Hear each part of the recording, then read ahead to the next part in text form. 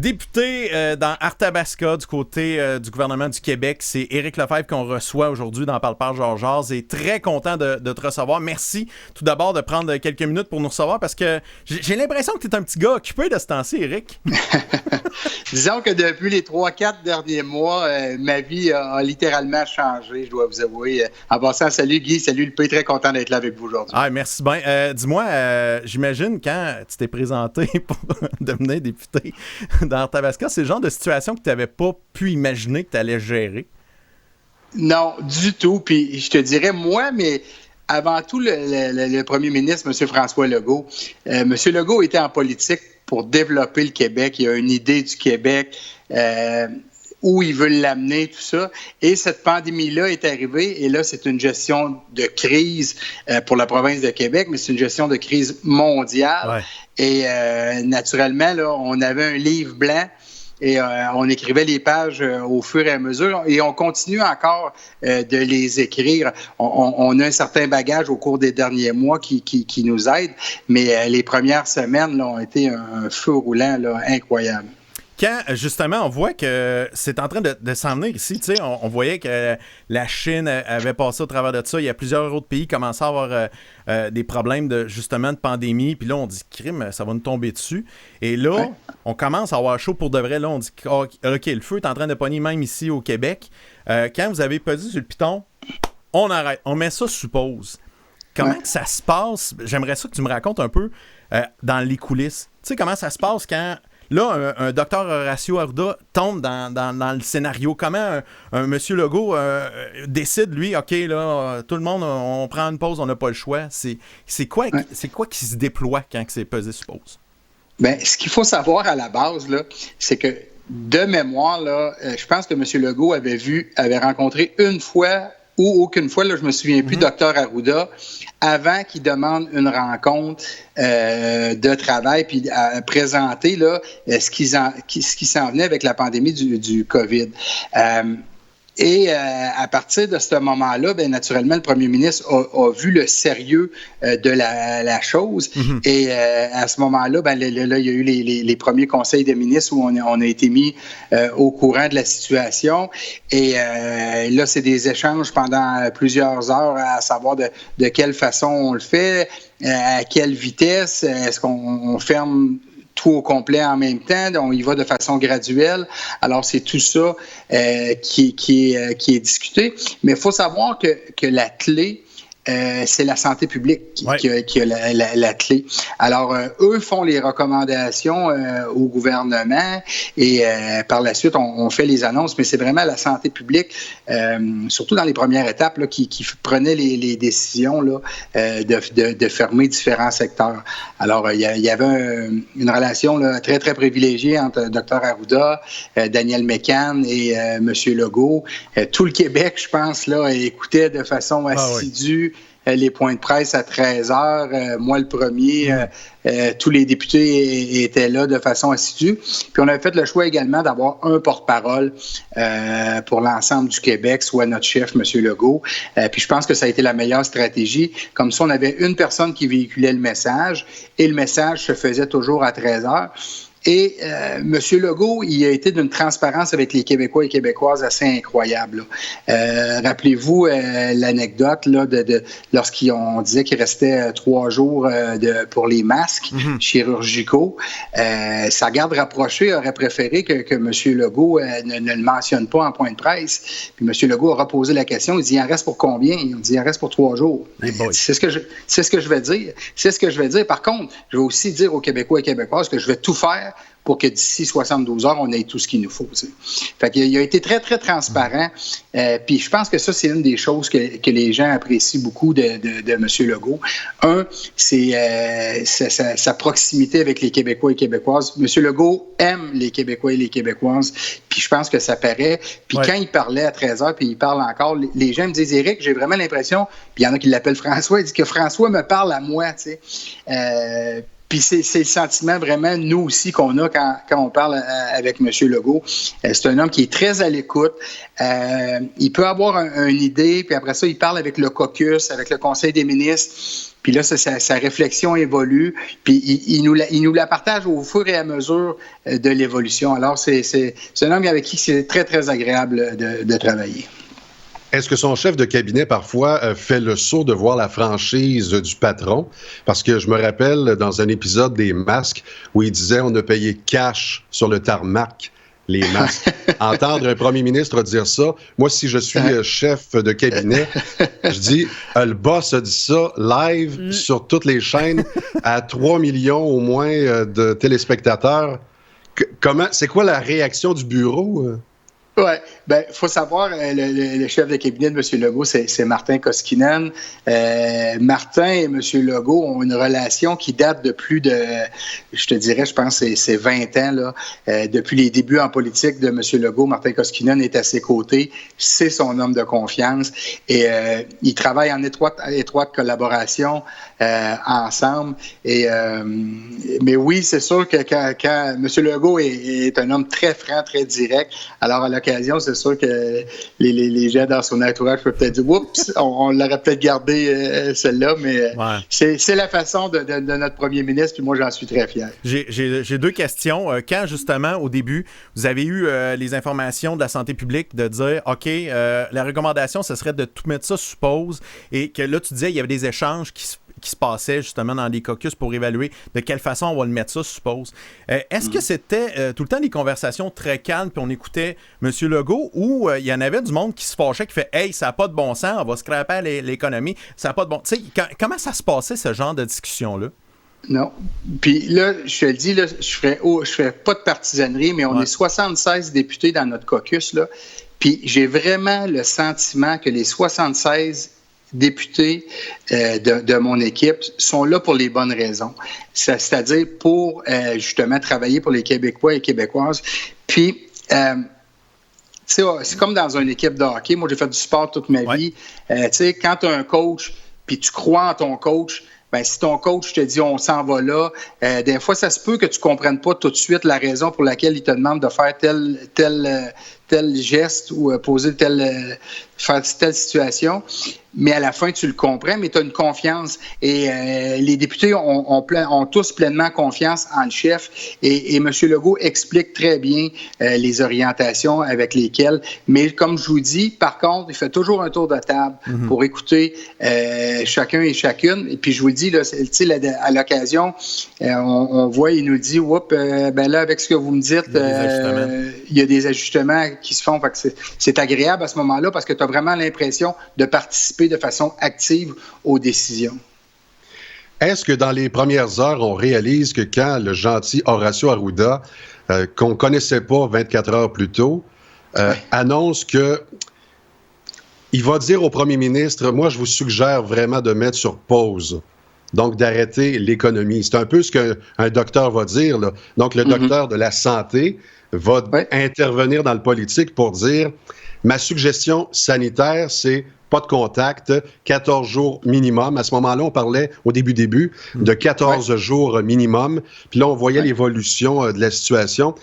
Est-ce qu'à ce moment-là, vous, les députés, les ministres, toi qui es whip, vous savez qu'on va avoir un impact économique très, très fort dans les prochains mois? Est-ce qu'on est sensible à ça?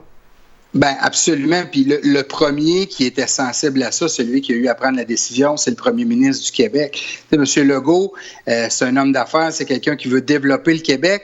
Et là, il devait prendre la décision de dire, je mets tout le Québec sur pause.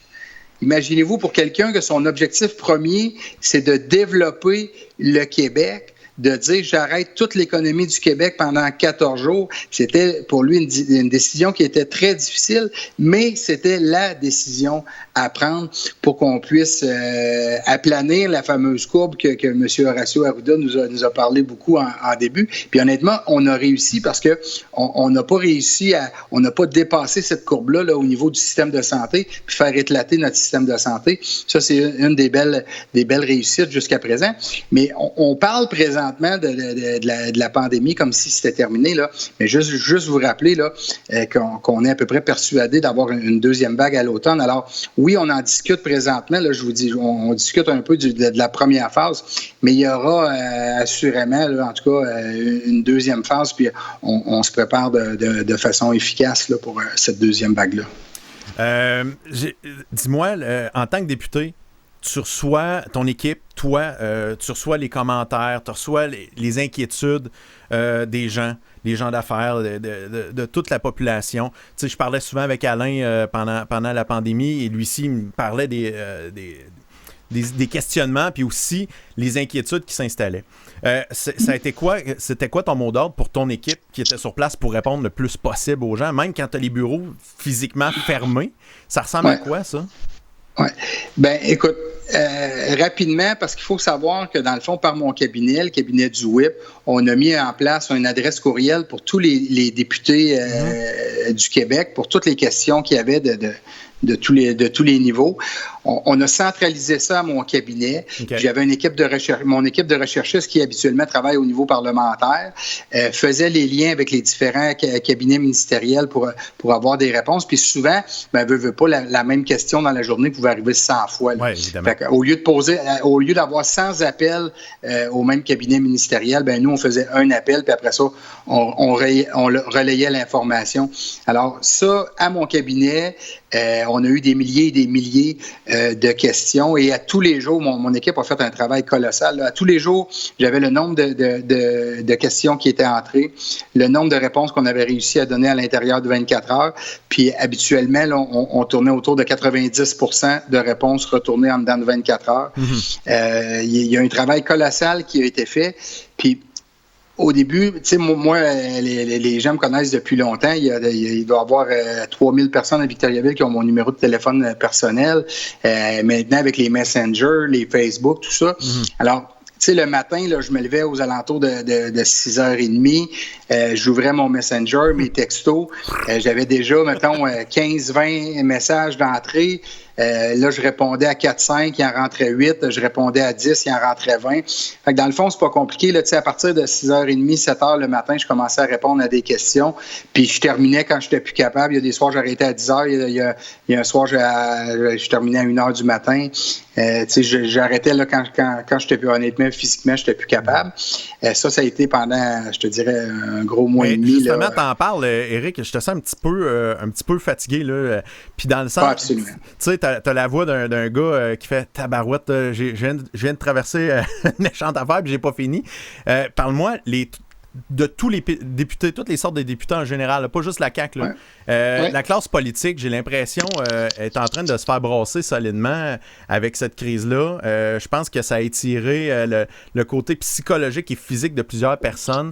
C'est comment on fait pour pouvoir se décrocher et revenir un peu plus en forme, tu sais, prendre une journée ou deux off puis revenir. Est-ce que c'est possible de le faire dans cette situation-là actuellement? Ouais, je vais vous faire une confidence, là. Je te dirais, à peu près au milieu, là, il y a à peu près un mois et demi là, dans le crunch là, de la crise, là, où est-ce que, tu sais, comme je vous dis, là, je commençais à 6h30 le matin, puis je décrochais les écouteurs à minuit le soir. Là. Il y a une journée, là, j'ai frappé un peu le mur, là, puis là, j'ai dit, là je veux aider les gens, mais il faut sauver ma peau aussi. Là. C'est ça, exact. Fait que là, ce que je faisais, c'est que 2 fois par jour, je sortais à l'extérieur, aller gratter le terrain, puis je n'amenais pas aucun appareil électronique. Là. Je faisais 2 fois une demi-heure, là, je marchais sur mon terrain, gratter, couper des branches. Puis à partir de ce moment-là, juste, c'est fou, là, c'était peut-être 2 fois 30 minutes, mais ces 2 fois 30 minutes-là m'ont fait un énorme bien. Puis quand j'ai vu là, que je reprenais le dessus là, en faisant ça, j'ai gardé ce rythme-là là, de prendre là, de 1 à 2 fois là, des 30 minutes là, pour aller à l'extérieur sans appareil. Pour faire une mini coupure. Là. Fait que tes collègues de travail aussi se trouvaient certainement des trucs pour pouvoir prendre une pause de ça. Là. Oui, absolument. Puis c'est sûr que moi, je me mettais une certaine pression, comme je te dis, parce que, dans le fond, toutes les questions de mes collègues s'en venaient à mon cabinet. Puis quand il y avait des questions qui étaient un peu plus difficiles, naturellement, là, mais mon équipe me communiquait, disait, Éric, on vient d'avoir ça, il y a telle situation. Fait que c'est sûr que j'avais une certaine pression, là, qui arrivait par les collègues aussi. Puis à l'occasion des réponses qu'on avait de la difficulté à avoir rapidement, puis là, c'est le collègue qui t'appelle puis qui dit « Crème, Éric, ça me prend une réponse ». Fait que, tu sais, j'avais quand même une certaine pression, mais j'ai le privilège d'être super bien entouré. Puis par mes fonctions, tu sais, ici, tu sais, Pierre-Luc, la gang du bureau, tout le monde était chez eux, mais travaillaient eux aussi à répondre à toutes les questions qui arrivent sur mon adresse courriel générale du bureau de comté. Puis j'ai la chance, comme je te dis, tu sais, d'avoir des gens qui sont super autonomes pour répondre aux questions. Puis de temps en temps, Éric, il y a celle-là que je suis un peu plus embêté. Puis des fois, il y avait même des réponses avant que moi je les ai. Là. Fait que non, ça a été un gros travail d'équipe. Mais j'ai senti également, par exemple, toute la fierté des députés, des employés. Puis là, je parle des députés, là, tout partis confondus, là, parce qu'on a vécu des beaux moments. Là. Tu sais, François Legault, Manon, Pierre Arcan, Pascal Bérubé se rencontraient 2 fois par semaine. Tu sais, le chef était transparent avec eux autres. Il dit, « Garde, voici mon plan de match pour... » Puis, tu sais, plan de match, là, tu sais, on s'entend que c'était 24 à 48 heures. Puis, il disait, ça se peut, je vous le dis, là, ça se peut que ça se modifie. Mais, tu sais, les chefs de parti comprenaient très bien la situation dans laquelle M. Legault était là. Ça a super bien parti, le début. Honnêtement, là, on a senti vraiment l'unité incroyable. Puis, tu le disais, on était des millions de personnes à regarder le point de presse. Puis, c'était super rassurant. Mais avec le temps, les choses, je trouve qu'ils ont changé. Puis, les médias sociaux sont le fun et pas le fun en même temps. Puis, moi, je pense aux artistes qui se font souvent écœurer, mais la classe politique, on oublie souvent qu'il y a des humains en arrière. Hein? Et comment on gère ça, les attaques? Parce que là, c'est rendu fouquant. Là, c'est même les journalistes de la télé se font écœurer pour se faire leur job. J'imagine que vous autres, en ce moment, ça doit être l'enfer, les messages. Ouais. Tu sais, honnêtement, moi, j'ai commencé à faire de la politique, là, ça fait 25 ans. Là, à l'époque, j'étais conseiller municipal. Bon, j'ai fait des campagnes électorales, j'ai été au fédéral, tout ça. Je suis content d'avoir le bagage que j'ai présentement dans la situation actuelle. Parce que justement, tu sais, à un moment donné, tu apprends à dire, écoute, là, tu sais, il y a des gens qui sont choqués, qui sont frustrés, puis je peux le comprendre. Puis leur façon de le partager, ben si c'est de cracher du venin sur moi, ben c'est leur façon de le partager. Puis je te dis pas que c'est la bonne façon, mais moi je me laisse plus atteindre par ça, parce que tu sais, je suis quelqu'un de sensible dans la vie. Tu sais, la misère humaine me touche beaucoup. Vous le savez, je suis impliqué dans plusieurs causes depuis des années. Puis tu sais, moi ça me touche beaucoup. Mais j'ai appris avec le temps en politique, à un moment donné, de se faire ce qu'on appelle une carapace, là, puis de dire, écoute, regarde, si tu penses que c'est ça, mais moi, je sais le travail que je fais, je sais ce que je donne comme rendement, puis si toi, tu juges ça, je m'en fais plus avec ça. Mais peut-être quelqu'un, tu sais, nous autres, on a 53 nouveaux députés. Sur les 53 nouveaux, là, j'en ai peut-être, je dis n'importe quoi, mais peut-être 40 qui n'avaient jamais touché à la politique de leur vie. Tu sais, de temps en temps, là, j'en ai des appels. Oui, c'est ça. Puis tu dis, hey, là, il y en a qui me disent des affaires, puis je trouve ça difficile. Puis tu sais, je regarde. Ça fait malheureusement partie, parce qu'il ne faut pas dire que c'est normal, là, parce que c'est pas normal. Tu sais, moi, quand j'ai vu cette semaine, là, quand le chef a pris la décision, on a coupé les publicités sur Facebook, puis tout ça. Parce qu'à un moment donné, je pense qu'il y a une liberté d'expression qui va trop loin, là. Exactement. Ouais. Bon, le rôle du whip, je sais que tu l'as exprimé à plusieurs reprises, mais il y a peut-être des nouveaux internautes qui se joignent à nous. Le rôle du whip, c'est de faire un peu la discipline et dans le parlementaire. Là, ça a été éclaté. Il y avait un plan de communication très, très précis. Il fallait que ça passe par le chef. Fallait retenir des gens. Puis aussi... vous êtes des êtres humains, tu l'as dit. Donc, personnellement, chacun vit un drame. Puis moi, mes amis péquistes, j'en ai beaucoup, libéraux, dans les gouvernements antérieurs, me disaient qu'en temps normal, c'était difficile à gérer, être whip, c'était quelque chose. Fait que là, en temps de crise, comment que c'est? Ben, écoute, je ne l'ai jamais été avant. Ouais, c'est dur à comparer. Sauf que, tu sais, on a la chance d'être 76, mais on a tu sais, c'est l'avantage des inconvénients. Tu sais, quand on était 20 en deuxième opposition, ben c'est pas le même travail que quand tu es 76. Mais comme je te dis, tu sais, les collègues ont été d'une complicité exemplaire, là. Puis, honnêtement, non, je suis content. C'est un travail qui est quand même exigeant, mais c'est une belle marque de confiance de mon chef. Puis, comme je vous dis, je pense que le fait là, que j'ai toujours fait du sport, en tout cas, on me dit, puis là, je veux pas, mais tu sais, on me dit que je suis quelqu'un de rassembleur, puis tout ça. Puis je pense que c'est quelque chose que M. Legault avait rapidement vu lorsque je suis arrivé en 2016. Puis ce qu'on m'a dit, c'est quand ils ont attribué les postes, là, ils ont dit que celui-là, il a été... pour eux, là, c'était assez facile là, de mettre Éric Lefebvre dans cette case-là. Fait que ça a été pour moi une belle marque de confiance. Mais oui, c'est un travail. Petite anecdote, vous savez, j'ai été l'adjoint de Denis Lebel à l'époque, ministre fédéral. Et Denis a été un des premiers que j'ai appelé lorsque j'ai eu ma nomination. Puis il me dirait félicitations. Mais il dit, c'est une tabarouette de job. Puis il dit, vous êtes 76. Il dit, bonne chance. Mais non, bien heureux. Puis là, je suis présentement, tantôt on va en parler, mais je suis en tournée. Puis moi, mon objectif, c'est également d'être au service des députés. Bon, ben on voit là, ça, c'est les membres des équipes des députés de bureaux de comté. Alors moi, mon équipe, on travaille beaucoup en collaboration avec les bureaux de comté pour s'assurer qu'il y ait toutes les réponses, autant au niveau de l'Assemblée nationale, dans les différents ministères. Moi, je veux m'assurer que lorsqu'ils appellent pour poser des questions, ben, qu'il y a les réponses nécessaires pour les citoyens et citoyennes.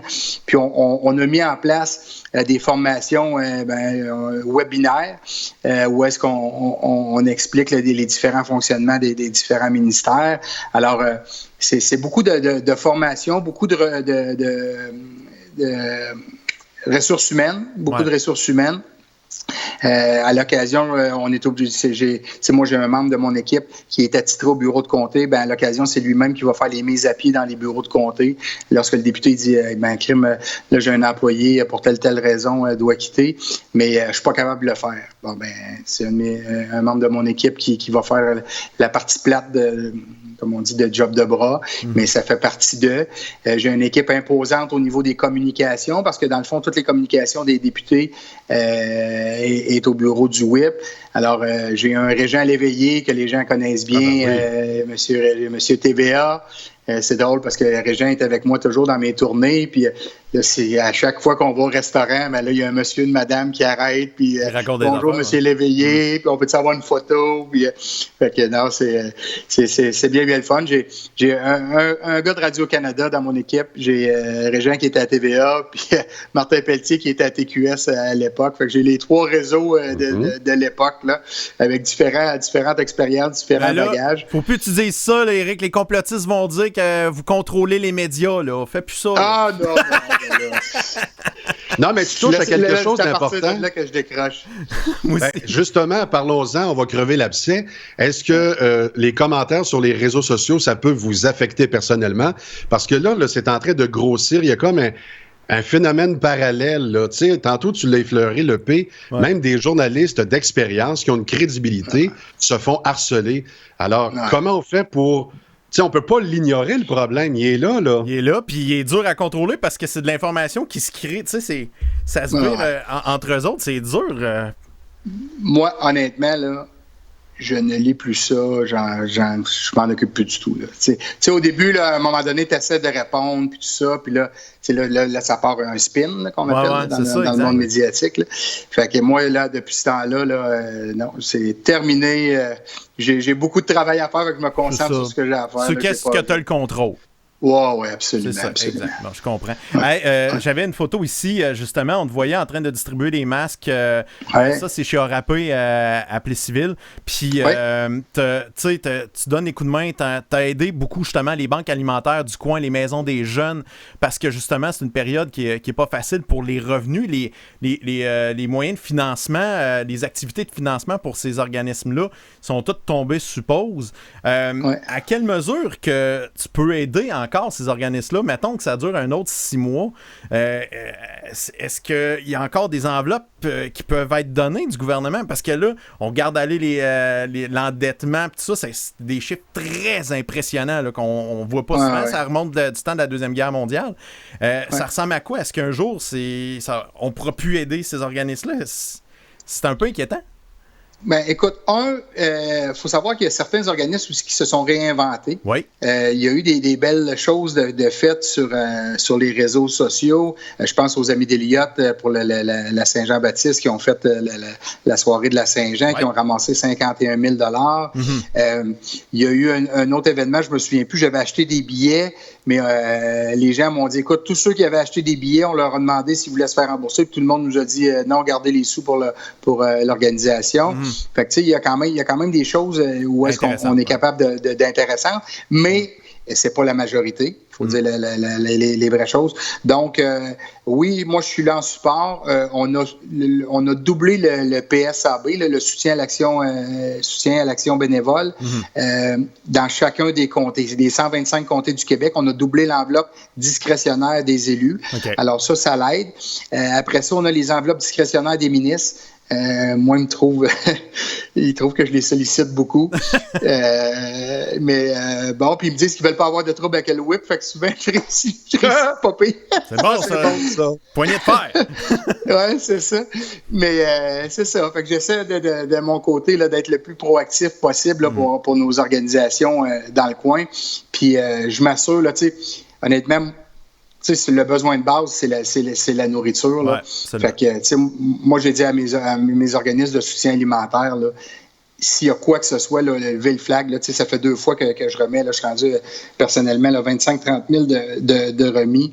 Mais j'ai dit, s'il y a quoi que ce soit, là, faites-moi signe. Là. Ça, c'est sûr que je ne peux pas laisser des organisations comme ça de besoins primaires dans le problème. Oui, puis en plus, tu as quand même beaucoup de contacts. On l'a vu aller quand tu étais un des coprésidents d'honneur avec ta douce pour la sécurité alimentaire ici à Victoriaville. On a vu ça. Mais oui, vous aviez fait un beau travail l'année suivante.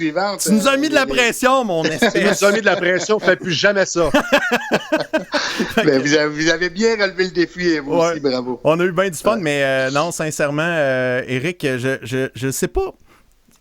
Je sais que la crise n'est pas terminée, on est encore dedans, mais j'ai l'impression qu'on n'aura pas le choix d'apprendre de quelque chose de cette histoire-là, d'apprendre. Ah oui, c'est clair. Puis, parle-moi politiquement.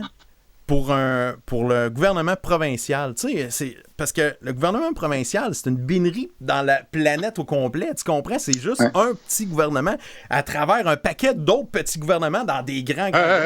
On est peut-être quelque chose comme un grand peuple. Oui, ça va faire, c'est pas ça, je me dis. Essaye pas. Mais ce que je veux dire là-dedans, c'est quand c'est une affaire mondiale, la différence qu'on peut faire vraiment ici versus d'autres, qu'est-ce qu'on peut apprendre de ça, de cette crise-là? Bien, moi, je vais te ramener ça au début. Premièrement, là, tu sais, tantôt, on a parlé de la sécurité alimentaire lorsqu'on a été président d'honneur. L'année d'après, lorsque vous avez été président d'honneur, vous aussi. La générosité des gens dans notre région, dans notre comté, là, moi, je dois vous dire que je suis chauvin de ça. Là. On a une région exceptionnelle. On a des gens de cœur. Puis on a des gens qui ont réussi en affaires. Il ne faut pas se cacher. Là. On en a beaucoup. Mais moi, je le dis tout le temps, c'est pas parce qu'ils ont réussi en affaires et qu'ils ont beaucoup de sous qu'ils sont obligés de le donner. T'as absolument raison. Ils sont obligés de donner. Puis chez nous, ben, ces gens-là sont très généreux. Puis la population en général est très généreuse. Alors ça, on est chanceux ici dans la région pour ça, d'avoir des gens très généreux. Et au-delà de ça, moi, je pense aussi, on s'en venait beaucoup très individualiste. Et là, toute cette solidarité-là, cette entraide-là qu'on est en train de développer, ben moi, je pense que ça va rester. on parle beaucoup d'achat local. On sent que les gens sont de plus en plus sensibilisés à ça. Nous, on met des sommes d'argent importantes pour soutenir l'achat local. On parle beaucoup là, d'autonomie alimentaire. Mon collègue André Lamontagne, ministre de l'Agriculture, travaille présentement beaucoup là-dessus. Monsieur Legault, il met beaucoup de pression. Moi, je pense qu'il y a des belles choses qui vont rester. Il y a des choses qui seront plus jamais pareilles. Moi, j'aime les gens, j'aime aller dans les événements. Dans un événement, je pouvais donner 400-500 poignées de main.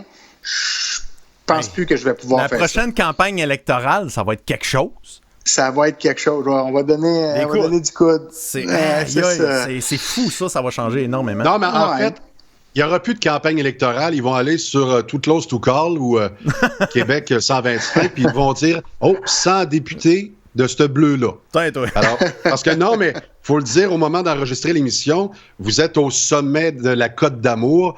Là, vous avez tout à perdre, on va se le dire, Éric, là, parce que à 100 députés, wow! Ça n'a pas de bon sens. Mais non, c'est encore loin, hein, les prochaines élections. Puis même là, c'est une éternité. C'est drôle parce que là, ça fait quoi? C'est un peu plus de 3 mois là, que c'est vraiment... Ça fait partie de notre vie, là, la pandémie.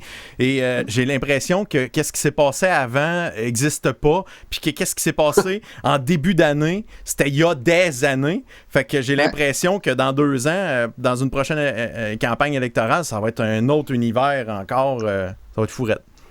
Ah oui, puis tu sais, moi je pense, la génération qui nous suit, puis la suivante, puis le monde que nous, on a, puis là, on va parler comme si on est bien vieux, là, mais tu sais, le monde que nous autres, on a tous connu, puis le monde après pandémie, moi je pense qu'il va y avoir vraiment deux mondes, là. C'est spécial, je veux dire. Hey, le bug de l'an 2000, c'était-tu rien pareil? On a capoté pour rien. Ça, c'est les gars d'informatique qui ont fait de l'argent avec ça. Là. On va se dire les vraies affaires. Là. Oui. Il y a un complot! ça, c'est un complot. Hey, Éric Lefebvre, merci tellement d'avoir pris du temps. Je sais que t'en as pas beaucoup pour toi, puis t'en es pris pour nous autres. C'est super apprécié. Merci encore une fois. Si ça te retente à un moment donné pendant l'été, tu nous fais signe, tu débarques dans le show quand tu veux. C'est un grand plaisir. Si t'as des messages à passer, fine aussi. Je te souhaite de retrouver ton énergie que je connais à son maximum. Puis continue d'être généreux comme tu l'es. C'est super important. On a besoin des gars comme toi pour que ça avance. Puis salutations à ton équipe. Je sais qu'en politique, en ce moment, c'est un job vraiment plus que difficile. C'est une job difficile au départ, mais là, je sais que c'est une couche de plus. J'ai une pensée pour vous autres. Je vous envoie des ondes positives.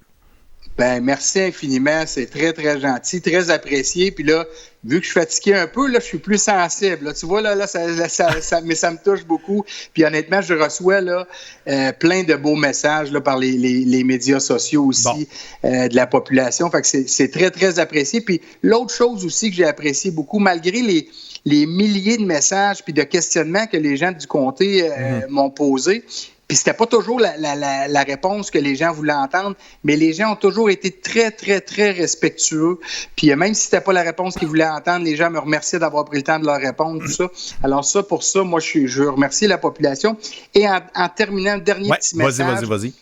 Ben, je veux juste dire que c'est pas terminé. Tu sais, on a parlé comme au passé, là, honnêtement, dans l'entrevue, là, mais je veux juste rappeler à la population, là, tu sais, on arrive dans les vacances de construction, les gens vont changer, là, vont voyager à travers le Québec. Tu sais, on voulait que les gens visitent le Québec cet été, c'est correct, mais tu sais, là, on va avoir des changements de région, tout ça.